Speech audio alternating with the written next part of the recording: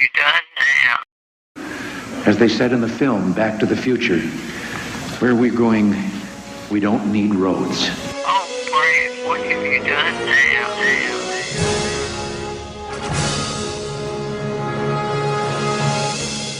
Wait a minute, Doc. Are you telling me that you built a time machine? Out of a DeLorean?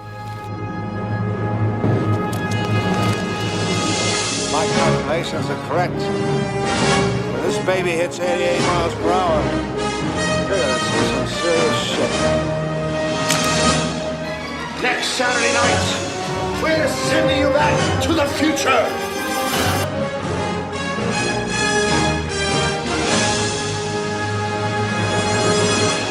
Hello, everybody, and welcome to the Brad Gilmore Show on demand, and welcome to Back to the Future, the podcast. It is a simulcast today because we have a special guest who's joining me on the show today, who I am thrilled to have back on Back to the Future, the podcast, but more importantly, for the first time on the Brad Gilmore Show on demand. I have the one and only, and I mean that, the one and only Claudia Wells, a.k.a. Jennifer Parker from Back to the Future Part 1. She joins me on the show. She has an upcoming Comic-Con that's going to be a big deal in her native North California. And so she came on the show, wanted to talk about that, wanted to talk about some of the incredible experiences she's had with this franchise that we all know and love, Back to the Future Part 1. Couple things here before we get to our interview. Coming up on October the 21st, which is of course Future Day 2018, I will be competing in the Back to the Future Rundown Schmodown. Is going to crown the very first Back to the Future Rundown Schmodown champion. The title is on the line. It is me versus Frank Jenga Janish. So I'm looking forward to that. That's going to be dropping on Collider Podcast Network on October 21st. It's going to be a video. It's hosted by William Bibbiani, who's the current Movie Trivia Schmodown singles champion, and it's going to be hosted by Robert Meyer Burnett. Very, very awesome thing that we're going to get to participate in. I'm excited. I'm expecting a victory, ladies and gentlemen. If I do not get a victory, I'm going to be very upset. Before we get to the interview, last thing I want to say is today, of course, is 9/11, September the 11th, 17 years ago. That incredible tragedy, I shouldn't even say incredible, that awful tragedy occurred on U.S. soil in New York City. I was in third grade at the time. I still remember sitting next to my friend Marcel Hernandez, and we saw kids kept getting out early by their parents. They were coming and picking them up early, and we didn't know what was going on. I went to Edgar Allan Poe Elementary School. And I was in Miss Moore's third grade class, and they used to bring these little green sheets. If you were getting out early, it'd have like a little clock on it, which I think is appropriate for Back to the Future. It'd have a little clock on it, and you knew you were getting out early. And everyone kept getting out early, and I turned to Marcel. I was like, "Oh, this must be get out early day." And it ended up, being a more than that. My grandparents showed up at the door, and I asked them, "Hey, why am I getting out early?" And they said, well, there's been an attack on the Twin Towers. My grandfather said that. He said the Twin Towers were bombed. I didn't know what that meant. I'd never heard of the Twin Towers. I had never, I wasn't really familiar with the gravity of the situation. I was so young. But I still remember vividly sitting on their front porch on Bonnie Brae Street in Houston, Texas, and watching their old Magnavox Square television. And watching, the footage of the planes flying into the building, and God be with all the victims of that horrendous tragedy and their families. I saw WWE's Selena Vega, also known as Thea Trinidad, put out a video with her and Renee Young that was just incredibly heartbreaking. Her father was in the Twin Towers. I put that on my Twitter feed. I encourage everyone to go look at it and send her a word about it. But anyway, I just wanted to say, obviously we will never forget that incredible tragedy that occurred on that day. And, I just wanted to say my piece about it. So with that being said, and I'm going to transition as tactfully as I can, we're excited, though, to have Claudia Wells on the show today. She's also going to be participating in the 80s Cruise, which sounds very fun. She's going to be doing that, I believe, March 2nd through the 9th. That's the 80s Cruise. You can go to the 80s Cruise, the 80scruise.com for more information about that. It's called The Ultimate Party. Don't miss the 80s Cruise. That's the 80scruise.com. Make sure you go check out Claudia Wells, as well as Dee Snider and many other people are going to be on that same cruise. So should be a lot of fun. I appreciate y'all for taking the time to kick it with me here on the Brad Gilmore Show on demand. And we're going to throw it over to my interview with the one and only Claudia Wells from Back to the Future. Enjoy. Claudia Wells joins me right now by phone here on the Brad Gilmore Show, KILT 610 AM. Claudia, how you doing? I'm doing terrifically great. How are you doing, Bradley? I am doing wonderful. Thanks for coming on the show. You got a big con going down this Sunday, the San Mateo Con at the San Mateo Fairgrounds on the 16th of September. Exciting times. Now, what is Jennifer Parker, aka Claudia Wells? What do you like the most about these Comic Cons? I absolutely love meeting fans. They are so kind and precious, and this one is really, really special to my heart. It's the San Mateo Comic Con. It's on a Sunday, which is a really big deal for me. I'm actually missing church to go, but it's in San Mateo, which is in Northern California. I've not done anything in Northern California, and I'm a Northern Californian girl. I'm a fourth-generation San Franciscan. So this is a big, big deal for me to be going. I'm flying out early Sunday morning, going straight to the show, and I really, really want everyone to try and come out there and see me, and I'm going to be going there and then going to San Francisco the next day and having dinner with my daddy and my moi, who also very, very special to me. But please, all the Back to the Future fans, come out. I will be there from 11 to 5 p.m. It's the San Mateo Comic-Con, and I'm going to be bringing my Clock Tower flyers, and I signed the back. It's the original flyer directly from the movie, and I've got pictures, and I'm going to do videos, shout-outs, and they've got a professional photographer to do that whole whoozy, shoozy thing, and it's going to be really cool. Well, I'm sure that these things are a blast for you, especially now it's in your backyard, San Mateo, California. My brothers right now, they're in Chico, California, so they're Northern Californians as well. So I feel connected to that part of the country, even though I'm down here in Texas. At these cons, though, what are some of the strangest stories that have happened? I'm sure that you've seen wedding proposals done in front of you, themed Back to the Future. I know you said did you say one time that you met somebody at your store who they changed their names legally to Marty and Jennifer? Actually, their names, I don't know if they were legally changed, but at least twice, I've met people named Marty and Jennifer who were married. They got married to each other, and they were named Marty and Jennifer. Right now, I just closed my store, and I'm almost going to go pick up my kitty cat at the vet. But today, I had a fan in from Germany visiting me at my store. And then separately, I had a fan, Paolo, from Italy, visiting me at my store. And I was dressing this fabulous new musician named Alex in between signing autographs for Paolo.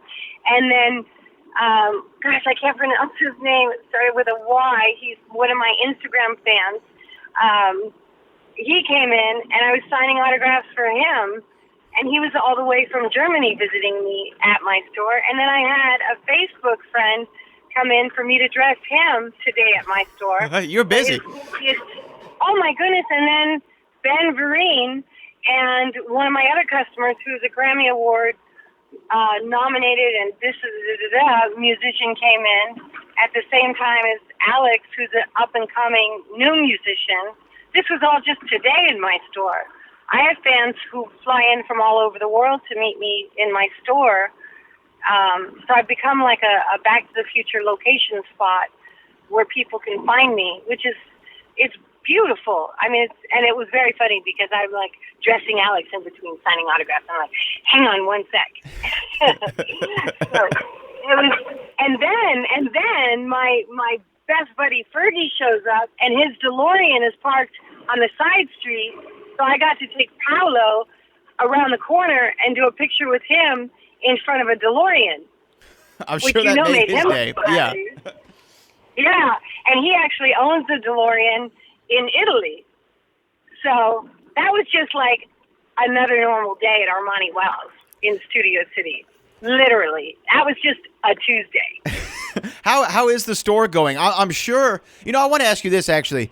It's been now almost 3 years since Future Day, back in 2015, on October 21st, 2015. How was that day and that whole period for you? I mean, I know that Back to the Future was the biggest thing again in 2015. Were sales up at Armani Wells? Were you having visitors every single day during that period? How was that period back in 2015? Let's just put it this way. I flew from Australia straight to, Los Angeles. Oh my goodness, I've driven too far now to pick up my kitty cat.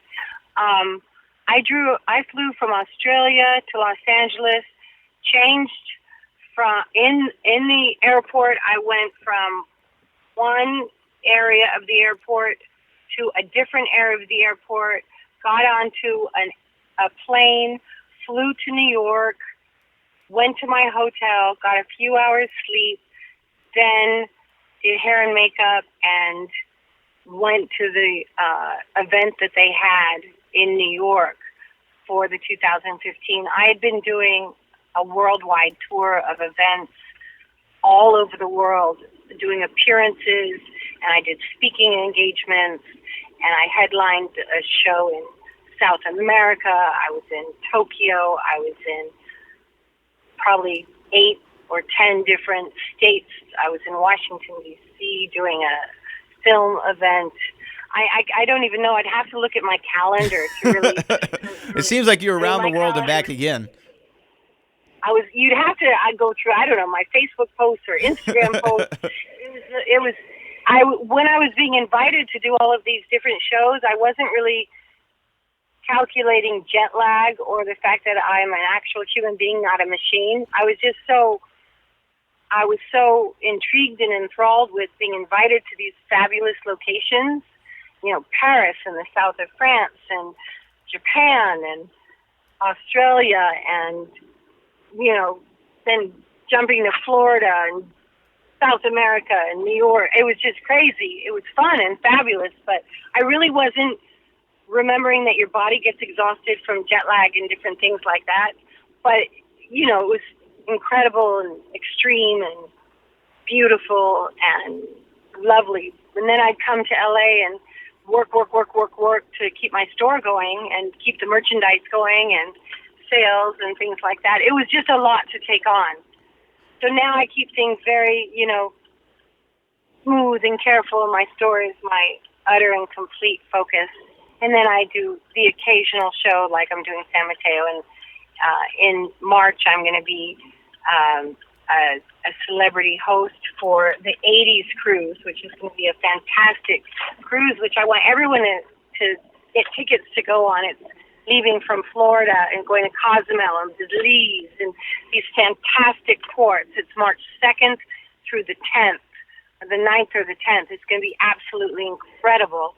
And they've got Dee Snider and Kenny Loggins and this Tiffany and just this incredible 80s cruise lineup. So really look into that. I'm just being very, very selective. I actually don't even do U.S. shows anymore. That's why this San Mateo show is such a big deal to me. I do shows, in other countries that are just magnificent places to travel to. And the rest of the time I am completely, totally focused on my store, Armani Wells, in Studio City. It's been 27 years since I opened it when I was 25 years old, and it's my absolute darling. And that's why it's such a blessing to me that fans can find me there. And that's where I am, and that's what I love to do, and that's where I love to be.